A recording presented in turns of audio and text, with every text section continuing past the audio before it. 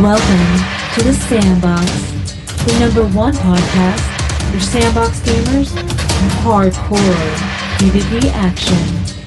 But be warned, viewer discretion is advised.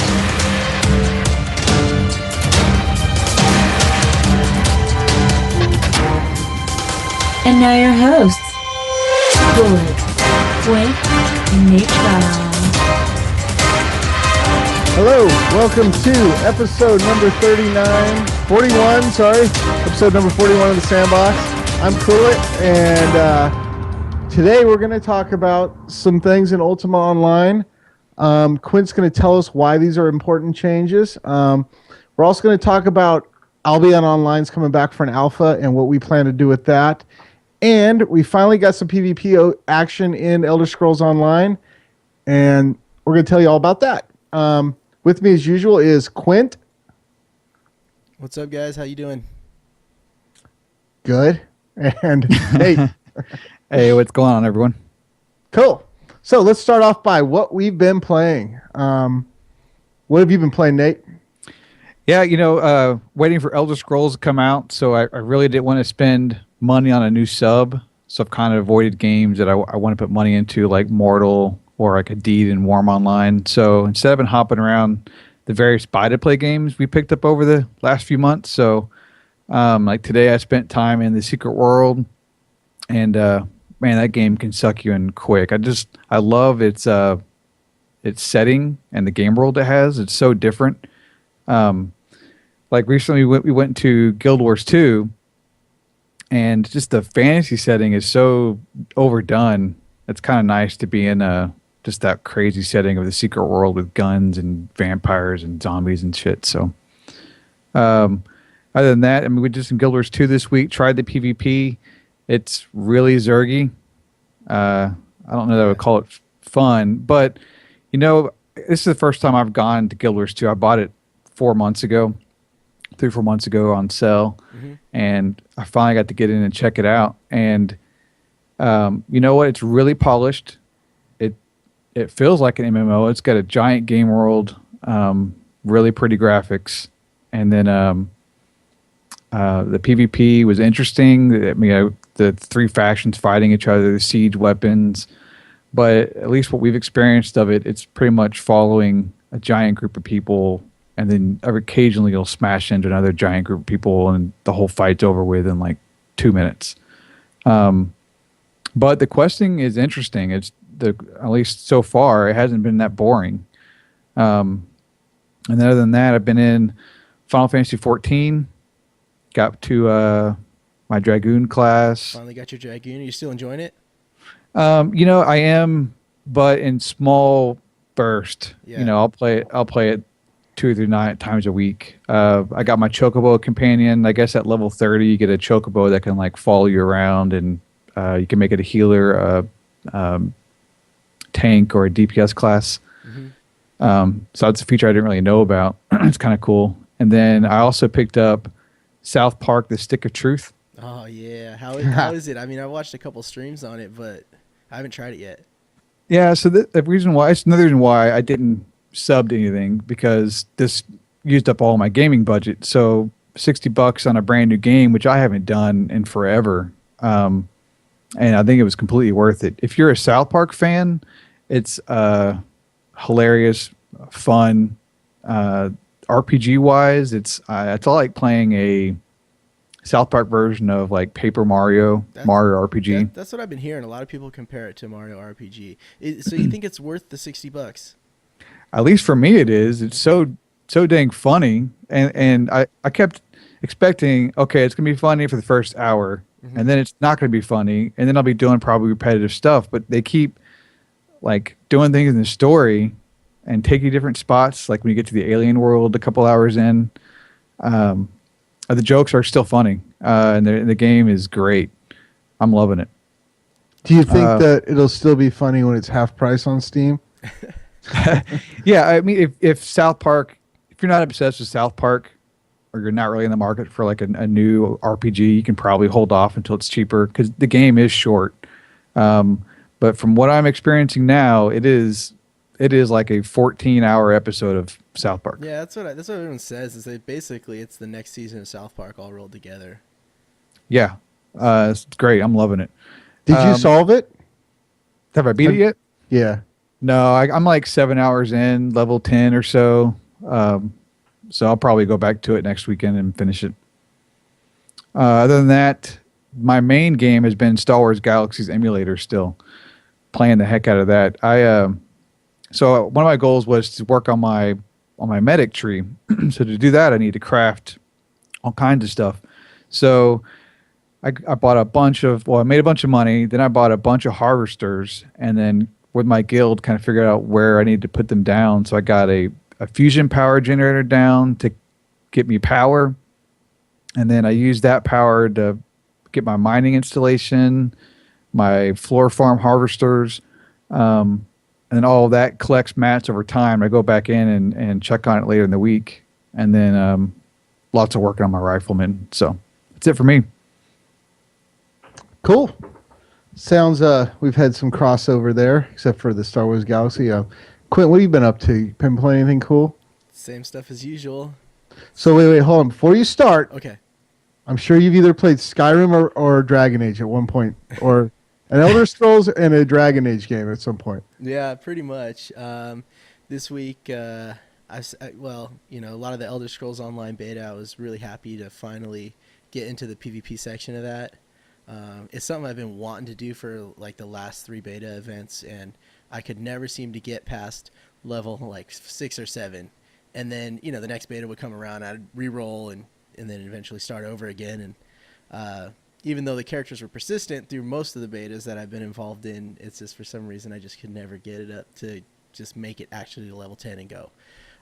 This time was a little different though, because we got together and basically just dungeon grinded and went from like level 5 off the starter island to level 10, and it only took a couple hours, like maybe 3 or 4 hours of just hard, dungeon grinding, and we got into PvP, and that was a lot of fun, man. I had a good time. Yeah, that was great. I think we'll talk about that a little bit later, though, right? Yes, yeah, we're gonna talk about some PvP. Other than that, I've been playing some Dark Souls. Still just trucking my way through that game, and it is still just as brutal as ever. Managed to find some good equipment, got some cool looking armor. I got a sweet sword, dude. So if you've ever played Dark Souls, there's a point in the game where you get up to this big bridge, and at sitting on top of the castle across the bridge from you is just this monstrous red dragon. And if you try to go anywhere out on the bridge, he just blows fire all over the bridge and will kill you and all the other monsters on the bridge. So I made it my goal this week to try and beat this guy. What I did was eventually, as you play through, you'll unlock a bonfire, which are your save points, that is beneath the bridge that is close to the beginning of the game. And so you can just run up there, and you can go under the bridge. It's hard to explain, but there's a point where you get under the bridge, and you can see the dragon's tail hanging off the edge of the bridge. And so if you sit down there with a bow and arrow, you can shoot the dragon's tail. You shoot it enough times, the dragon's tail falls off, and it gives you this sword called, I think it's the Drake Sword, which is just beastly powerful. So then I used the sword, and I ran up on top of the bridge and kind of baited him out so he would fly down off the castle and land, and then just took a long time to just dodge his fireballs and hack at him, and finally beat him. It was awesome. It felt good. The bosses in that game are so hard until you find the strategy to beat them. And once you find that strategy, piece of cake. So do you think that you're 50% through the game, or? I don't know, man. I mean, my character is level 41. From what I understand, everyone who plays that game says it's like just when you think the game's over, it opens up again, and there's something else that's just as huge as where you've been. So I really don't know. I honestly, I don't think I'm that far into the game, and I've got quite a bit of hours in there by now. So cool. I got to get in there. Dark Souls 2 releases on the old generation consoles, I think Tuesday, right? Yeah. Well, maybe this week? I don't know. I know it's coming really soon. I think it's probably this Tuesday, but that's only for the PS3 and the Xbox 360. Yeah. Then it's coming out on the on the PC in a few months, I think. Right, a little bit later. So I'll probably wait for the PC and do that. Or But the yeah, man. PS4. Or yeah, if it comes out for PS4, I'll probably get it for that. But no, man, you got to get on there. I mean, I always say it. We got to try to do the multiplayer stuff now that they have the patch out there that you can install. So I'm wondering if Dark Souls 2 is going to have multiplayer built into it. I think it's going to be very similar to what they have right now. Damn. Yeah, I know. They make it hard to try and group of people. They want you to try and interact with people you don't. And lastly, back into Skyrim, just trucking away, man. I've been playing through the Dragonborn expansion, which was their final DLC, where you actually go to Solstheim, which is an island off of Morrowind, I guess. So it's very mushroomy and all that stuff. It's pretty cool. I haven't gotten very far into it. I found a mine and ended up doing this quest that took me way down in the mine, and there was like a bunch of puzzles and stuff. One thing I've noticed from the regular game to Dragonborn is shit's a lot harder, man. I have. Oh yeah? Yeah. I've got an archer, and I've basically a min-max when it comes to crafting in that game. So I've got this crossbow that does like 300 damage, and from stealth I can do 3 times that. So I can pretty much one-shot almost anything in the game, normal world. In Dragonborn, I go into the dungeons I'm stealthing through, and I'll see like a Draugr Death Lord or something in the corner and shoot him, and it takes away like a third of his health. So it's kind of good, but I didn't bring enough bolts, man. I got to craft some more bolts, but... Wait, is Dragonborn the third one? Yeah, that's the third one. Okay, I haven't played that one. It's pretty good. You have to be higher level even to get there, but so far it's really cool. You see everyone walking around in the Morrowind, like, chitin bone armor and all that stuff.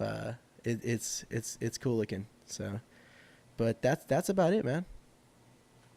Have you solved the main quest line in Skyrim? I think I've asked you that before. Yeah, Okay. I've beaten the main storyline, and I've beaten the main storyline, which is the political one where you got to choose a side. I've beaten the Dawnguard DLC, which I thought it was good, but Dragonborn seems to be quite a bit tougher than all that. Cool. Mm-hmm. All right, so this is what I've been playing. First of all, we re-rolled in Elder Scrolls Online beta and kind of drug ourselves to level 10. Mm-hmm. And, you guys kind of waited for me, helped me get there because I was kind of lagging behind because I was kind of busy at the beginning of the weekend. There is a fast way to level there. Maybe we'll talk about that a little bit more, but that's what I did. That's what I would love to be doing right now is PvPing in Elder Scrolls Online. So that kind of led me to, with Nate and Butch, we kind of decided to jump into Guild Wars 2 and do some of the world versus world there just to kind of, maybe it would be fun like we were having fun in Elder Scrolls Online, and it really wasn't. I mean, and I think part of that is because they just released some new content for the living story, and a lot of people are doing that as opposed to when they would normally be doing world versus world. I kind of hope that that's why, because otherwise it's just one big mob of people going from place to place. It takes about a minute or two to take over the keep, and then they go to the next one, and then every once in a while you run into another big Zerg, and whoever has the most people probably wins. I don't know. It wasn't fun, and that brings up the point: is do we think that the PvP in Elder Scrolls will be that way? And we'll talk about that a little later.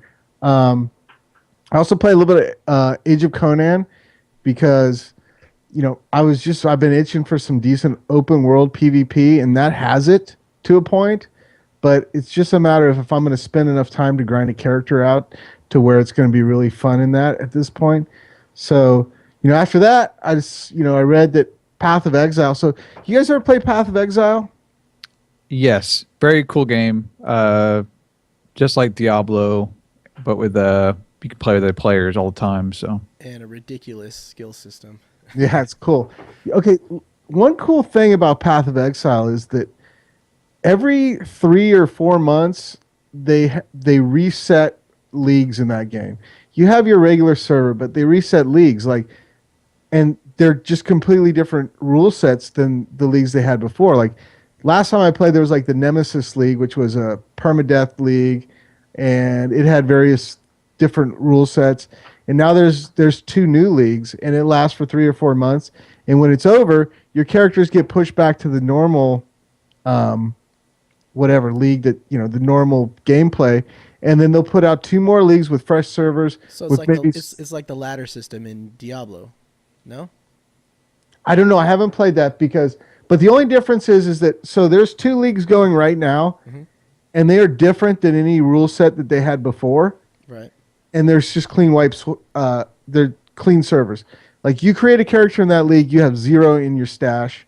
You have 0 characters in there, and so the economy resets, everything resets. And that just reset last week, so I've been playing in one of the leagues there. I didn't play in the Permadeath League because I'm trying a new class that I had never played. It's like their rogue class.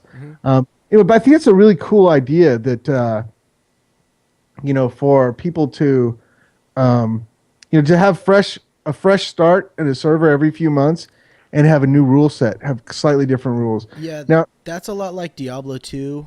Do it. They have the regular ladder, and then they have the hardcore ladder, which the hardcore was permadeath. And then every however many months, then they would reset it, and then you would all get shifted to the third group of people, which is just everyone else. And you couldn't interact between the 2 ladders. You could roll a character and not be on the ladder, I think, if you wanted to. But if you rolled on a ladder, you would be stuck with those players until it reset, and then you'd be pushed back in the crowd with everyone else. That's cool. So in this new one, though, and I haven't figured it out yet, but supposedly you can go in and jump into other people's servers and kill them and take their stuff. So I haven't figured it all out yet, and I'm not positive that's how it works, but that's the way I read it. So it's kind of cool, It's also kind of like, it's smart of them because, every few months it's like, hey, here's a good, I've always wanted to go back to Path of Exile, and then if they have that like brand new server with new rule set, it's a good time for everyone to jump right back in. So I like it. I hope to play some more, but because I played a little bit Terra, same old thing, and I did log into Worm to kind of see what they've changed in that game, and I logged into my old little village, which somebody else has taken over and built walls around it, so I can't get out. So I could, you guys are tired. I could, suicide, but I'll lose all the stuff on me, so I'm going to try to figure that out if I decide to play. But then Mortal Online is free to play up to, you have your skills up to 60 in. I made the mistake of logging into Mortal Online, and I'm kind of stuck there. Yeah. There's just something more immersive about that game than any other MMO. I logged in with you today, and right away I felt it sinking its hooks in. That game world is awesome. Get you good, man. People who see like maybe the screenshots or the video, like watching video of in-game footage, it doesn't do the game justice. For some reason, when you play the game, because you are first-person view and just the way the guy run, I don't know, something about it is more immersive than any other MMO I've ever played. And it's hard. It's a hard game to play, but once you get in that world, it's very, I don't know. I'll be playing it until Elder Scrolls come out now. I decided to roll a different type of character than I've ever rolled, and we'll see how it goes. I'll talk about it more next podcast. Yeah, I won't be playing with you because I can't play that game without having a sub in it. The skills capping at 60. Yeah, I know you did. But the skills stopping at 60 drive me too nuts. So. Well, you know why I subbed is because I've been subbed to Darkfall for a year now, and we haven't played it in 6 months. It's been a long time, dude. But I've been keeping my house, and I had a tenant in my house, so somebody was renting my house, so they were paying the rent. So I just let it go. And just the other day, I finally just logged in, transferred the house to my tenant, and just canceled my sub. And then I said, okay, well, I'm going to take that money and put it into Mortal. But it's not really about the money, but, I don't think that Darkfall is going to be our game.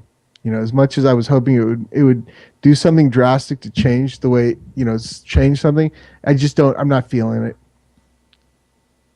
Anyway, so that's what we've been playing. Let's talk about what's going on in the MMO world. Some headlines, huh?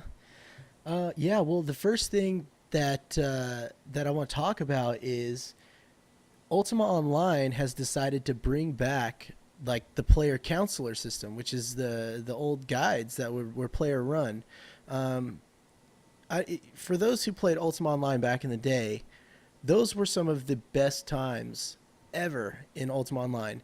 Now, I don't know whether or not these player guides are going to be responsible for putting on events, in-game events and all that stuff. I hope that's what it is, because some of those events in Ultima were just like the best. There was one that it would randomly pop up, and all of a sudden you'd see people talking like, dude, there's an event going on in Minnock, everyone get over there, so everyone would be porting over to Minnock and stuff, and the GM would be there, which would be like, and they just set up like a tournament and say, okay, we're going to do a PvP tournament, last man standing wins, and you get something awesome that no one else would be able to have in the game.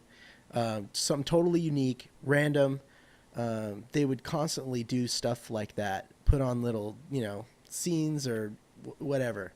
And they were kind of the in between the or the GMs and the player base too, right? Answering new player questions, setting up new players. Yeah, and if you had a problem, they would show up and help you, and they worked very closely with the GMs and all that kind of stuff. But there was a lot of them back in the day, and it's something that I feel is sorely missed in games today.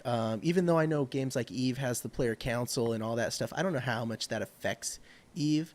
But when it came to Ultima, those events and the GM run events and the guides and all that stuff was just one of the huge things that made that game really, really fun for me. So do you know why it went away? Yeah, I think it was basically EA was kind of just tightening up on everything. All right, so I was kind of setting you up. So after reading this news article, Yeah. I went and researched it. Yeah, I heard something happened, right? Yeah, so they used to mandatory you had to sit like 3 to 6 hours a week in a room. Okay. And like any of us could walk into that room and talk to them, ask them questions. So it's almost like a part-time job. And what they did is they filed, the actual player guides filed a class action lawsuit trying to get minimum wage. Really? Like Yeah, they so- basically be employees? Didn't they sign something that said this is a volunteer position? I don't know. So after that, EA was like, okay, we're canning the whole thing. I mean, So don't blame EA on this. This is all players trying to get Do you know? money. Yeah, that Do you sucks. know if they have? Do they have skills? Like, do they have some sort of? Are they able to do things a normal player can't do, or are they just? Yeah, they'd teleport your ass to jail if you got caught messing Oh, with people. There was a cloak that only they could have. Yeah. Yeah. Cool. They could move you around. They could just, drop you off in the middle of the ocean. I don't know. It's just they're given a lot of power. But yeah, I don't. If that was true, that sucks. I mean, hell, there's internships all over the world for all different kinds of jobs, and it's an internship. You're not getting paid. You're doing it for experience, whatever. So I don't know. Hopefully, like I said, it comes back to where they can do events and make the game a lot more fun. I think Broadsword has the right idea in mind for Ultima, so we'll see. So, what do you? How do you think that will help?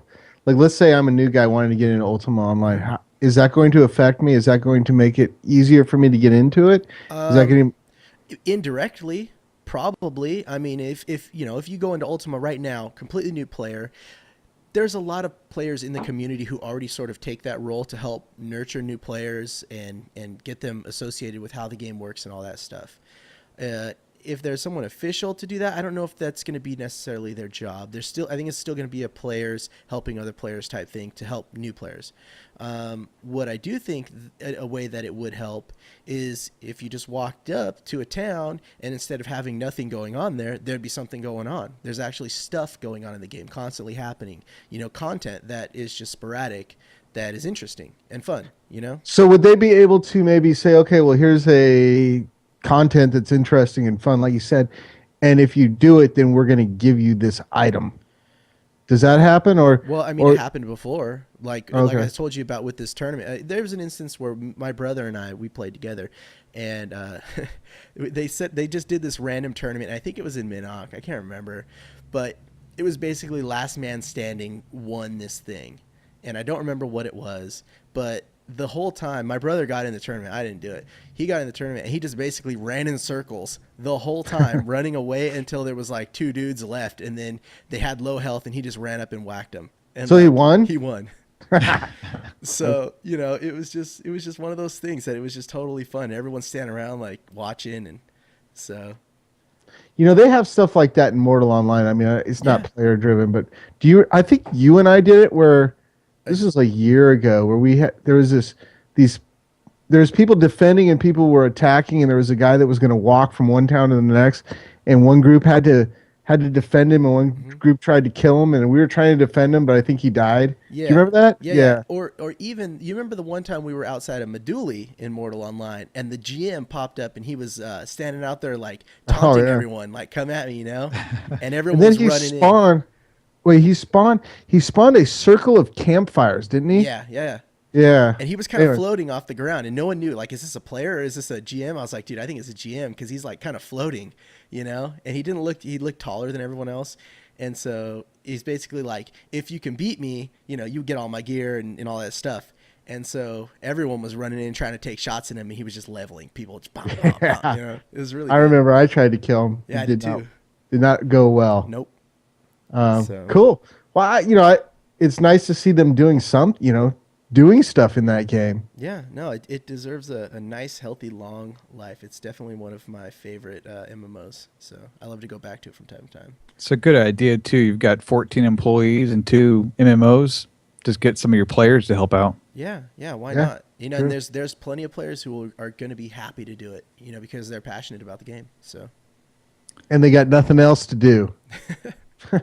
A quick note, the Star Wars Galaxy emulators, they've got player-run events about every weekend, every other weekend, and they recreate battles, and they get they're allowed to use any item, any mob, or any item the game is in the game assets, and then the GMs allow the player that set the event up to place them or hand the items out, and they'll pick like sides and recreate battles and stuff. Oh man, I'm calling for a Rancor apocalypse in Mos Eisley. Just drop them everywhere and let it go. That'd be good.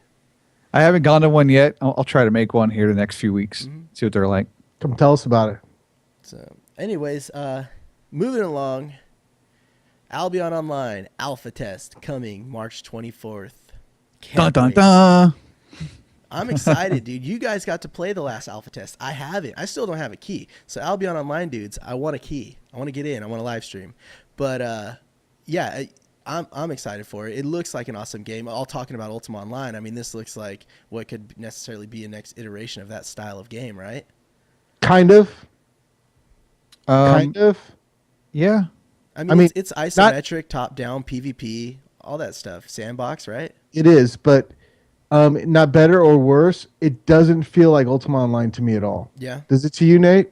No. What does it feel like? It's more. Oh man, I don't know. I don't want to say. I kind of have an idea of what I would like to say it's like, but I think people would take it the wrong way. It's going to be a lot of fun, and it's going to be a different game than most people are used to playing. I would relate it, and people would probably want to shoot me. I'd relate it kind of more like Shadowbane, kind of, but that's hard to say too because there's some things that are a lot different. You're going to go out, and you're going to do a lot of gathering. You're going to gather tier 1 stuff to make tier 2 gear. Then you're going to gather tier 2 stuff to make tier 3 gear. And then there's also combat and PvP along, as well as the character. You progress your character more through kind of like an achievement type thing than use a skill and improve on it. You know what I mean? But it works, and it's basically it's going to revolve around PvP. If you don't want a PvP, don't play this game. I was listening to Massively the other day, and someone was talking about Elder Scrolls got, they're going to force us to PvP. It's like, I don't know. For me, we like the PvP. That to me is more fun. This game is going to be fun because of the PvP, because of the building a base up, because your base has to be built up for you to build the type of crafting stations. Like you're going to make bows in in a fletching craft or whatever it is, whatever crafting station, or swords crafting station. And then if you have a tier 5 crafting station, you're going to make better swords, right? Right. So you're going to have to group up with people and build a base that has these things, gather mats, make better crafting stations. We could talk a lot. I'm kind of getting too deep into this. We'll talk more once we do the alpha test again. And it's got different. some really cool system. I love how what you're wearing and the quality of the gear you have on is your skills. So if you're wearing tier 3 gear, you have tier 3 skills. And if you're wearing mage gear, you got spells. If you're wearing tank gear, you're gonna have tank type spells. The combat is a lot like, I don't know, maybe Diablo, I guess, with some it's kind of tab target. Yeah, it's kind of like crossing Diablo and Ultima, I guess. But when you make, like, if you make a sword, when you're making it, you can choose, like, whatever tier it is, you can choose, oh, I want this sword to have bleed damage, or I want it to have this. So it doesn't really matter what skills you have. If you can wield a tier 3 sword and you get a tier 3 sword that has these skills in it, then you'll be able to use those skills. It's kind if you've done the achievements to be able to wear the tier 3 sword. Right. Yeah, there's some grind, but it's a different kind of grind. Mm-hmm. And there's not a lot to do out of the PvP, at least not yet. They're putting in housing. I just don't see there's a lot for someone that wants to come in and just gather and hang out on the safe zone. Yeah, I don't see it as a solo-friendly game in any stretch of the imagination. At least what we've seen so far. Now, it will be cool in the off-peak times to sit with a tablet and go gather wood, because you got to get a lot of resources for your guild base. So in your off times, you go gather wood on your tablet, sit on the couch. That'll be cool. Also, one of the big features is the territory control is it's not Zerg. So to actually take over our base, you got to enter the 5 versus 5 territory control at a set time. So they can't come in and steamroll you at 2 o'clock in the morning or do what Eve does. Eve's got timers and stuff too, but you could still N+1 people, out-Zerg them.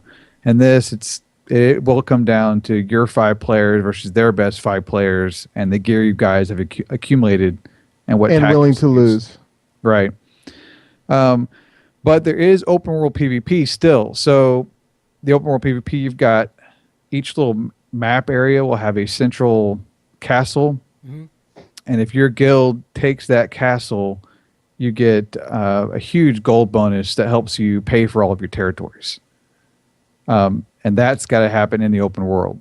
And the game, at least in the last alpha, it was running a lot of players just fine during those castle sieges. That was several months ago, too. Yeah. I don't know. We don't know yet what we're testing this alpha. They haven't announced like what new features and what specifically they want to get out of the test. But it's not going to end. Well, it will end, but they're not announcing the date just yet. So it's not like a set period of time, like a weekend or something like that, or a week. So it'll kick off March 24th, and then when they feel they've got enough testing with that current code base, then they'll shut it off. Okay. Cool. It's crazy that it's alpha. I mean, all the videos and stuff I see, the game looks great. It looks polished, but I guess until you actually get in there and mess around, it's hard to tell where the limitations are, from what they show you. Well, I guess they're calling it alpha only because they don't have all the features in they want.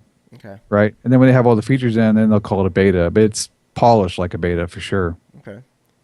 Well, Nate, I think these next couple topic points here, as far as the news goes, pertain mostly to you. Ship painting. It's coming to EVE Online. What do you think? Well, the screenshots look really cool.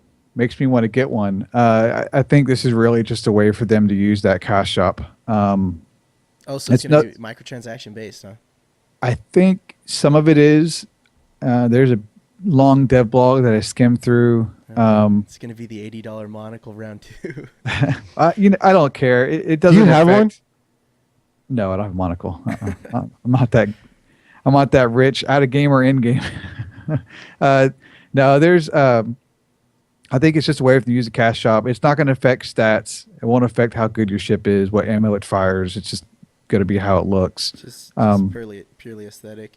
Are you going to be able to put these paint jobs on any ship? Like, even if I've got my old Drake sitting in a hangar, can I take that in and get it painted? Or No, it looks like this is going to be a couple of skins for a couple of ships, at least initially. So they're doing this is a trial run to gauge player interest and whether they should expand on this in the future. So if it goes well, you'll probably see a lot more of it. I think as long as it's priced reasonably, that it'll go well. I mean, one thing that everyone loves in games is just being able to set yourself apart from everyone. You know, that's why things like style gear and all that stuff is very popular, especially with games with cash shops, because they just make a boatload off of that stuff. So, you know, barring that they put some crazy price tag, you know, like an $80 fee on some of the cooler looking ones, I think it should go over pretty well. Yeah, let's see. I think they have the cost in here for one of them. You know, there's a lot of alliances and guilds that are like their alliances in EVE. They want like an alliance type of skin. Mm-hmm. Maybe this could evolve to that where alliances can pick color schemes they want. I think as long as players don't allow pink Abaddons, they'll be perfectly fine with it. If it doesn't break their immersion. No hot pink, little distraction, frigates running around trying to catch everyone's eyes. Frigate paint job around 45 aurum, which is about a quarter on a single application. Battleship paint is $350, which is about $2 an application. That's not bad. No, that's pretty affordable. Yeah, that's much more affordable as far as like if you compare it to some of the gear that's in like EverQuest 2's cash shop, you know, for a certain type of like custom looking armor that's just a skin, it's like sometimes up to like $10. And I think some of these you actually get a blueprint and then you have to make it, maybe. That might be one of these special, they got like a shuttle, looks like a police siren on it. Oh, okay. Yeah, it's cool. Yeah. Nothing crazy. Well, there's nothing wrong with, you know, adding more cool looking stuff to your games, I think.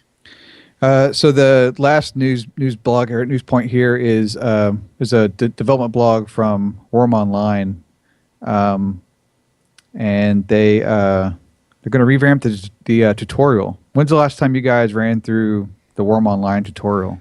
When it was a Disneyland ride line, you're walking through the fences and basically clicking drop down menus. I think it's still that way. I think it's still that way. It is one of the worst tutorials ever.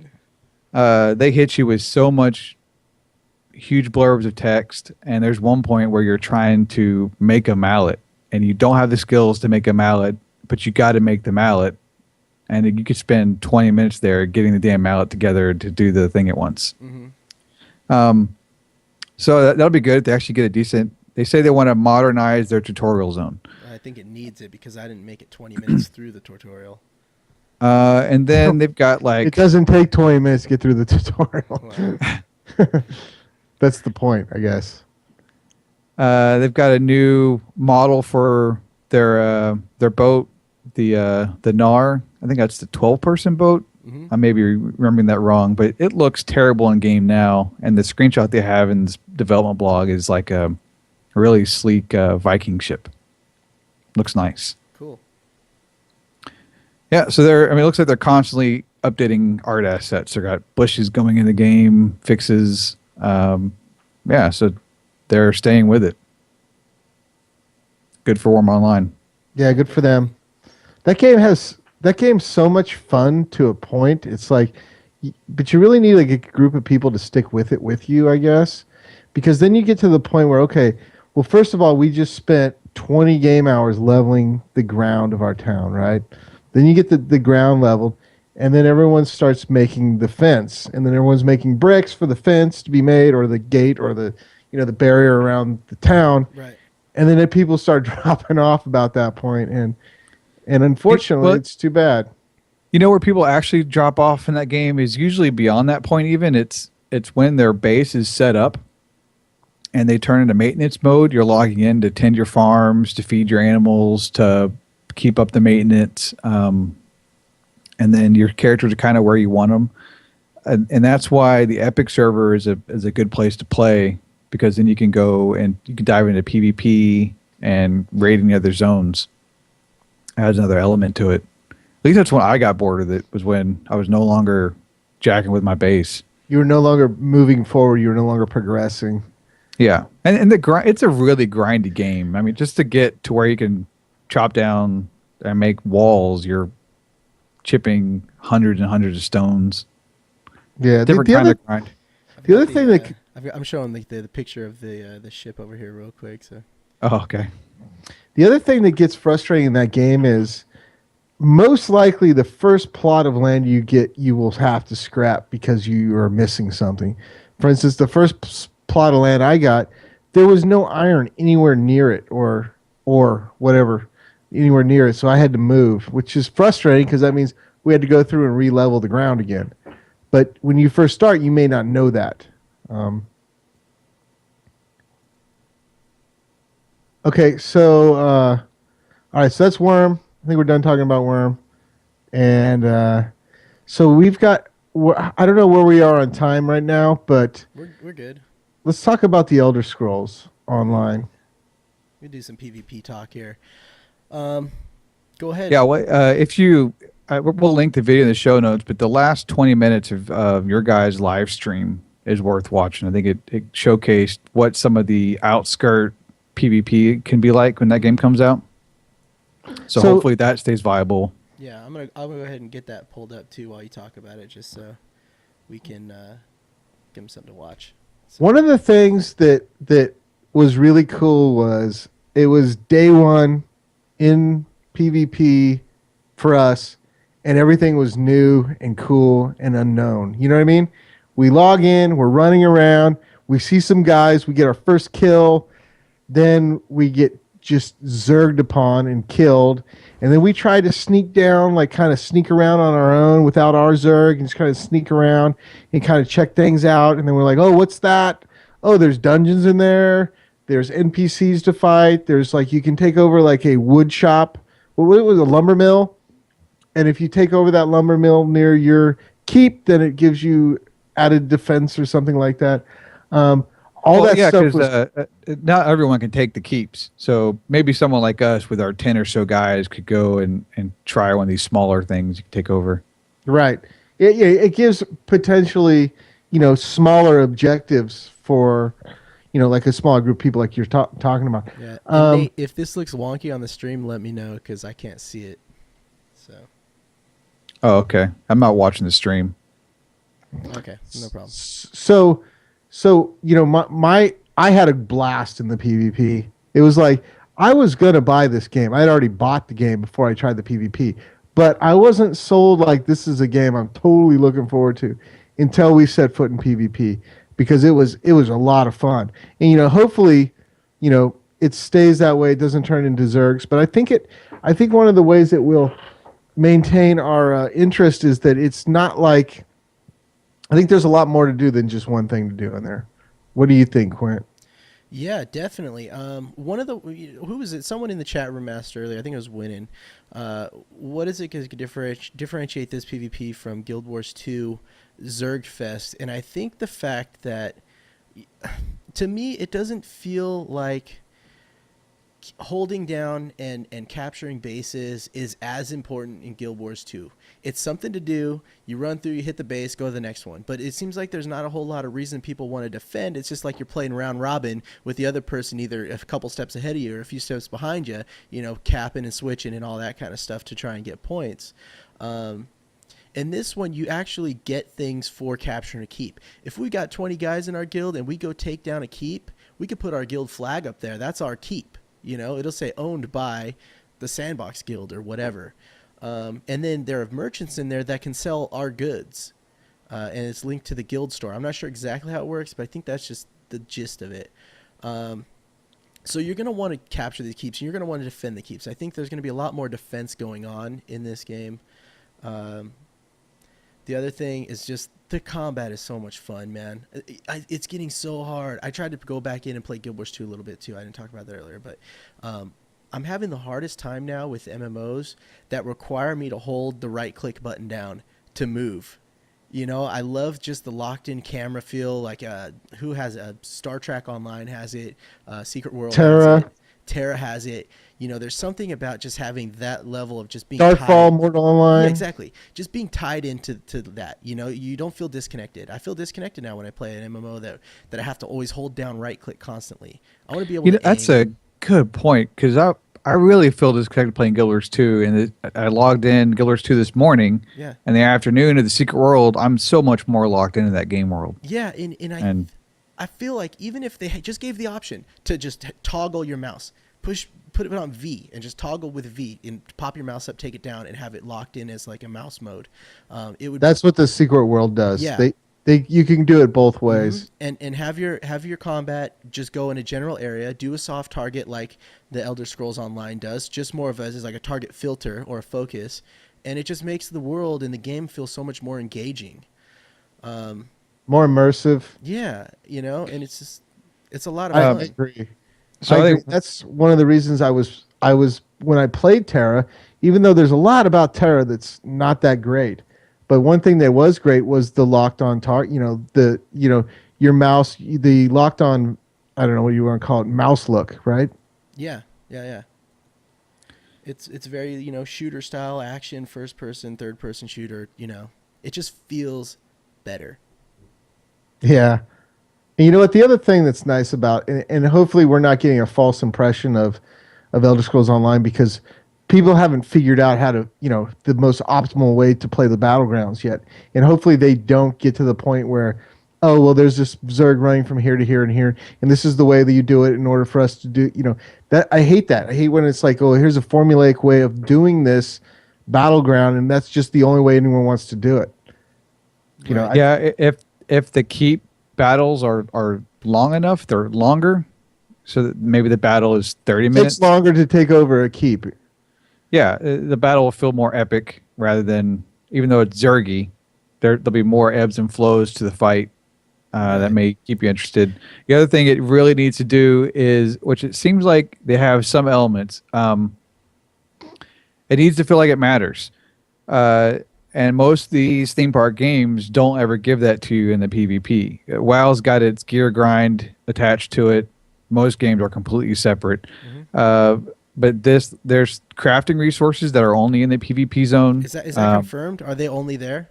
Because I'm pretty sure. Yeah, because I've heard that there's some resources are only in the PvP zone. Yeah, see, that's good, because I noticed when I was running around that there was a lot of, it was the materials that were on the ground were different than what I was seeing out in the world. So I was hoping that you could actually gather these materials and craft yourself, your own PvP style gear. And I hope it looks different too, or at least a different color or something like that, Yeah, I don't know how that's going to be. Maybe those materials only tie in to what you can craft PvP wise. Mm-hmm. Either way, as long as they make some of these keep capturing tie back into the game. Otherwise, you're going to get a Planet Side 2 feel, which is, even though those battles got epic, they're still capture, keep, move on, capture, keep, move on. It was a repetitive, meaningless gameplay. Yeah. Fun with some really cool features. Planet Side 2 has some awesome things going on with it, but when you step back and look at it, there was nothing that attached to that game world and made you feel like what you're doing had an impact. Yeah, and you know what? I don't know how that can be avoided either, because I think it's going to happen. At least on some level, there's going to be a little bit of that going on.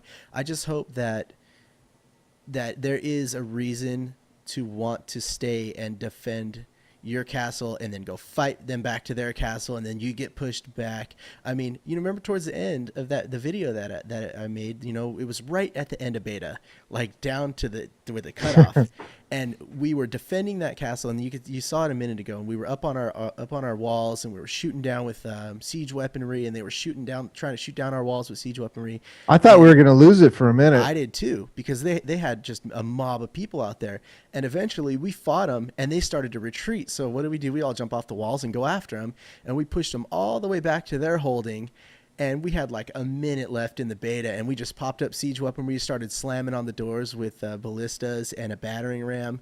And unfortunately, we ran out of time. We weren't able to bust the walls down. But I mean, I think we would have taken it, but yeah, we would have had it. But just the whole thing of just sitting there defending and fighting and fighting and finally pushing them back and getting them to their spot. And eventually we would either won or they would have pushed us back or flanked us or something. But it was a very rewarding feeling. It felt really fun. well, it's a fine line for a developer, I would imagine, too, because the keeps have to change hands, right? Yes. You have to have that changing of hands, and then in order to put enough elements in the game where it changes hands at the right speed. But I mean, it's hard. I bet you they're going to have to tweak it for a long time to get it right, because it wouldn't be any fun if one group got this keep and held it forever. Although we remember back when Mortal Online, where there was a town that was held by one guild for a year until everyone else just said, screw these guys, we're going to get together, set aside our differences, and take that town back. But, I don't know. It's hard to say. That was huge, too. That was huge, too. We actually have an interview with the leader of that guild somewhere in our archives of our interviews. Yeah. But, it's hard for me to say. I don't know enough about Guild Wars 2, PV, open world PvP, world versus world, whatever. I don't know enough about it to know why we're taking over the keeps. I don't know enough about it to know what it used to be before, the game was a year or 2 years old. I don't know if it was awesome then, because I remember when I played it before, I had more fun. Right. Now it's just like Zergs running around. Why are they doing that? Are they leveling characters that way? Is there some sort of meaning out of that? But, it's hard for me to then identify what's going to happen in Elder Scrolls. But all I can say at this point was the half hour or hour that we played that PvP was some of the funnest gaming I've had in years. For whatever that's worth. If they can maintain that level of interest and the right amount, like I never felt like I was getting killed too fast all the time. And I never felt like I was overpowered and killing other people too fast. Right. Yeah. We got into some good scraps where we were just kind of going back and forth with people a little bit for a while, and eventually either our reinforcements would run in or theirs would run in, and we'd get wiped. So in other words, it was almost always a good fight, which makes it interesting, as opposed, nobody wants to win all the time. We hate losing all the time, for sure. Let's say we just win a little bit more than we lose, and I'm happy. And check this out. The other thing that one moment I had when I was just like, holy crap, this is awesome. The character I was playing was Sword and Shield, Sorcerer, Heavy Armor, basically built like a Shadow Knight. I got into a fight with a guy, and we were just wailing on each other. And it got to the point where I was just waiting for reinforcements to get in, and I was about to die. And so what I just hold right click down, held up my shield, sat there and blocked him, and he just kept attacking until finally he died, and then I died from his reinforcements. But it was just, I lived that much longer than he did, just because I was able to just that much action combat and, hold up my shield and just, it was awesome. Yeah, that's cool. We are definitely rose-colored glasses on this game at this point. Yeah. But I wasn't that way before this last weekend. Before we actually got into the PvP, I was kind of like, I'm going to enjoy it, but meh. The PvP is going to make it for me. Now, if I look at people who don't like the PvP, first of all, eat some meat, eat some red meat or something. But second of all, I don't know how interested I would be in the game as just a PvE game. I don't know. It's got issues in that department.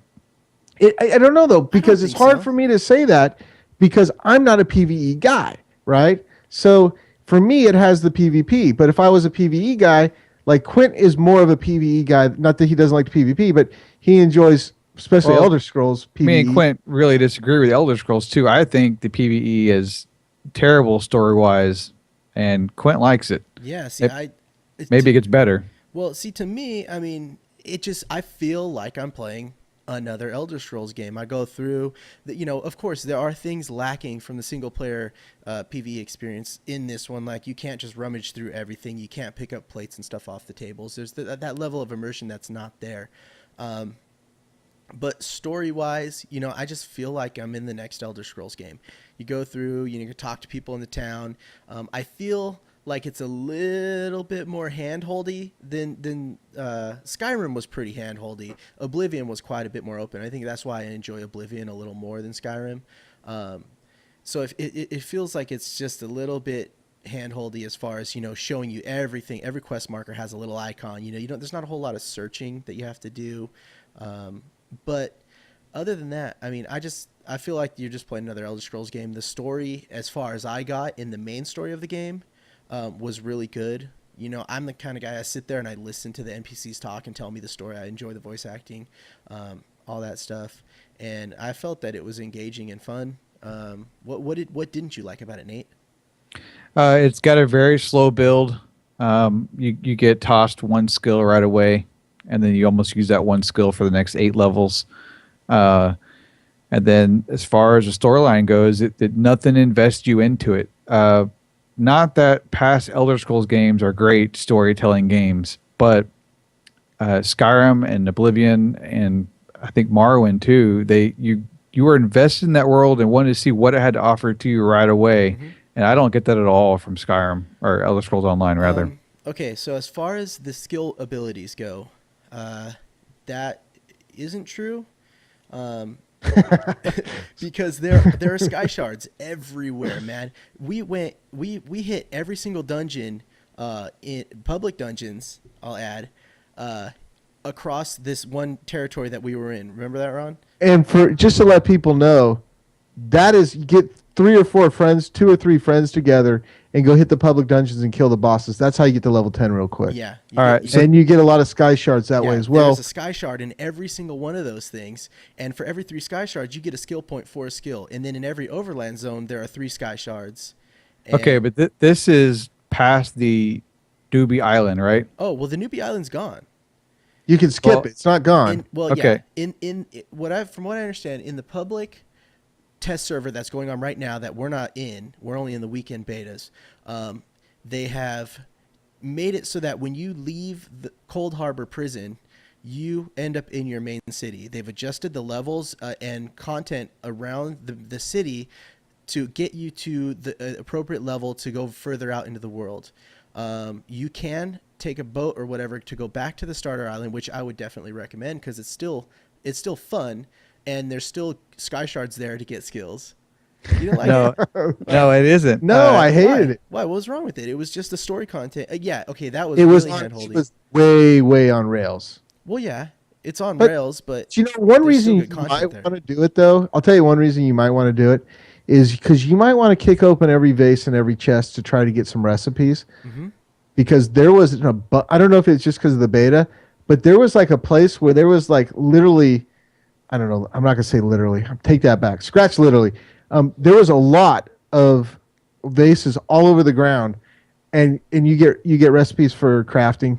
And, I don't know if that's going to be in the new one, but that might be important. I didn't even make or eat food in the game. Did you? No. I spent most of the time with my my armor smith and making armor and weapons. So that's another question. I'm kind of jumping questions is, are you going to feel a need to create an alt as a crafter? No, because there's plenty of skill points to go around. Yeah, we were researching that. It looks like you have enough to max out 2 or 3 and then more. Yeah.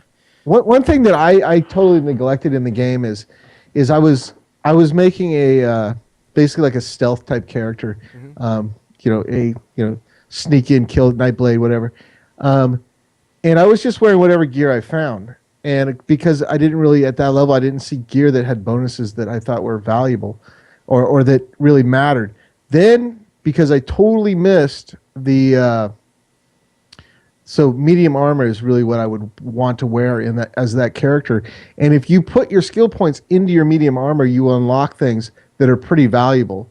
Just like if you put skill points into gathering, you will be able to see, you see things? Yeah, you get keen eye. So you can, as you get in close, as it stands, without any skill points into your crafting, it's hard it's hard to see materials. I mean, you got to really walk up on them or kind of be looking for them to see them.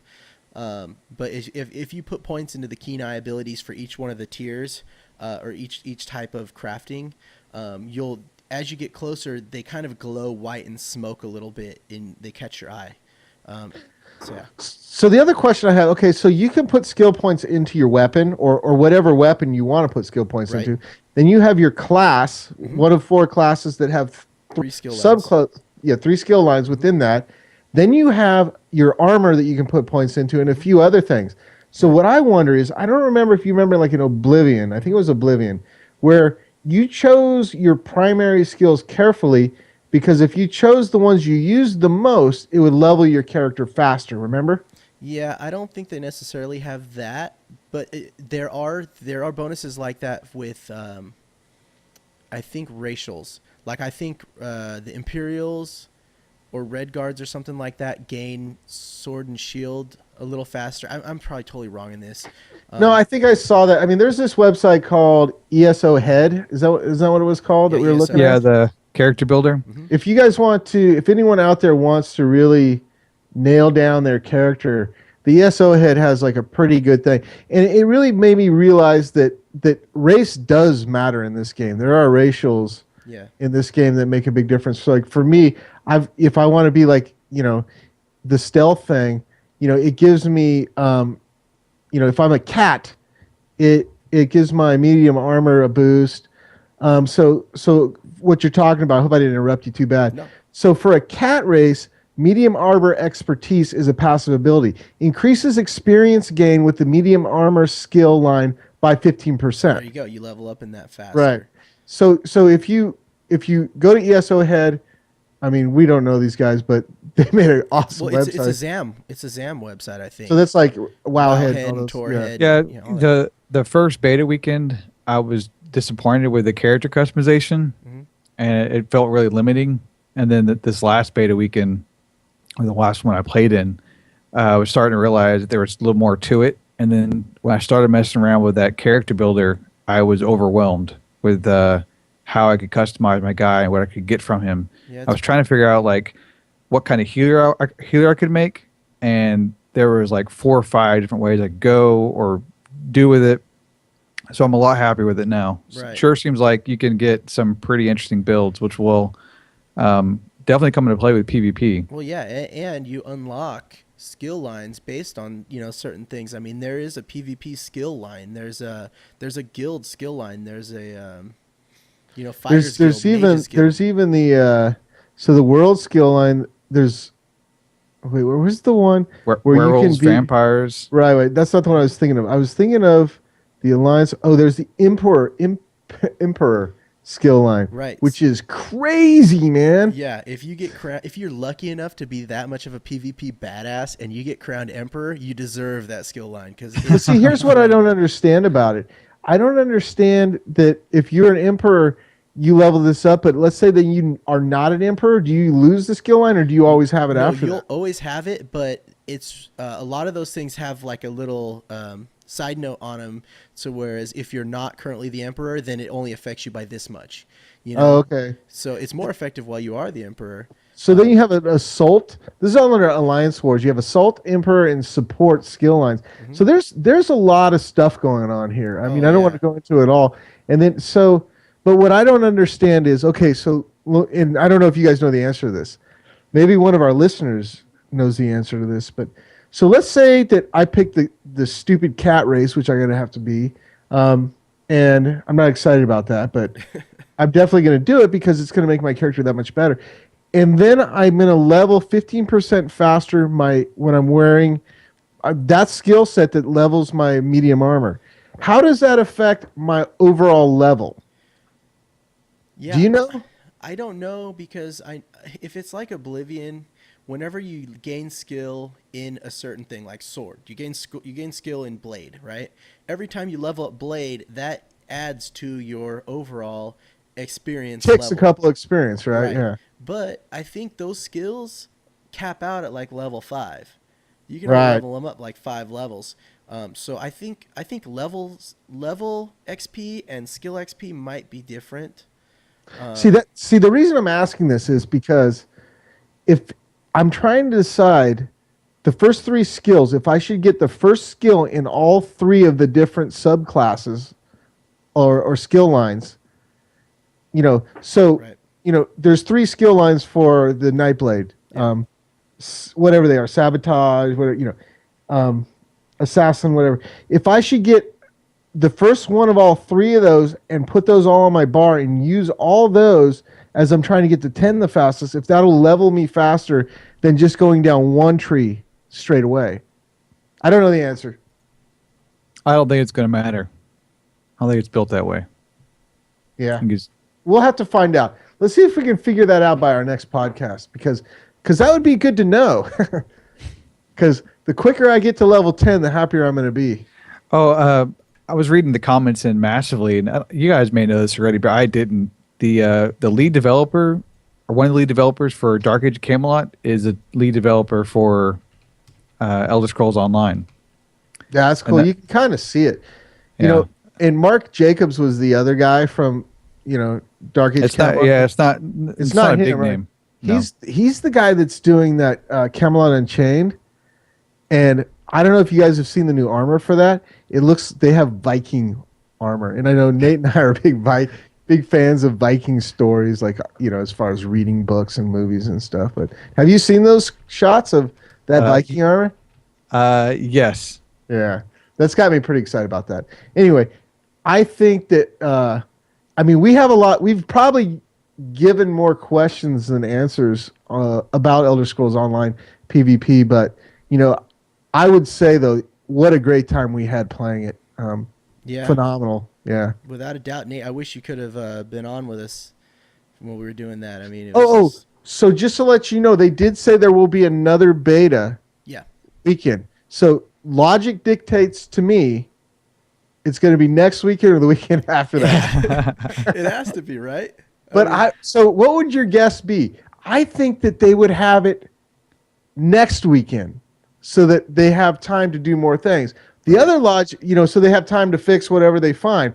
The other logic would dictate it would be the weekend before launch, before the Head Start launch, because that would be like an open beta, more of a marketing thing. Like, come see our game. It's awesome. Right. And either way, I hope that the next beta incorporates the changes that they've made on the private test server. And I think it would behoove them to do that. Yeah. Because the changes they've made, in my opinion, are changes that people asked for, changes that people complained about. Which is a good thing. They're listening. Right. So let's let people play what you guys fixed for people. Let them see what you fixed for them. So anyway, I think we're about done, right? Yeah, we're over an hour right now. Okay. So does anyone have anything to plug? I'd like to thank Jamie. He's going to be playing with. Wait. Before we do that, let's pick an alliance that we're going to play in Elder Scrolls Online. Right now, Quint, pressure's on you. All right, we'll go Daggerfall. Daggerfall. That's Daggerfall. It is. Daggerfall. All right. Anyway, I'd like to thank Jamie he's the guy that does most of our artwork, the logos you see, and he's done some new stuff. He's going to be playing with us as well. He's got a group of about 5 or 6 people that are going to be joining the Sandbox crew in Elder Scrolls Online. I'd like to thank him. And I think, Quint, you wanted to mention somebody? Yeah, well, there's a thing going on right now. I don't know if you guys are fans. Gamebreaker.tv, I guess, is having some troubles. They've got a fundraiser program. You can go check it out on their website. I don't have the link right now, but I kind of feel like at least maybe I owe them a little bit of a debt of gratitude. They kind of set the standard as far as video podcasting goes. They were a big inspiration for me to even get into podcasting and go the video route and do all that stuff. So if you got a couple extra bucks, help them out. I donated, and just be as a thank you to them. I mean, they put out all these hours of shows, really high quality video podcasts for free. It's really hard to make money off of internet advertising and things like that. So, just, go check that stuff out and help them out if you can. Cool.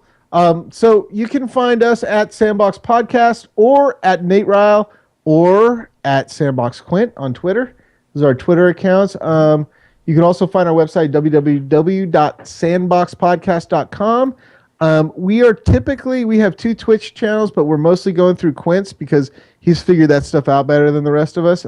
Twitch.tv/SandboxQuint. Also, Nate has his blog that he's been working on again, right? Yeah, I'm still going. Usually 1 or 2 posts a week every Monday. And that's at www.lovesandboxes.com.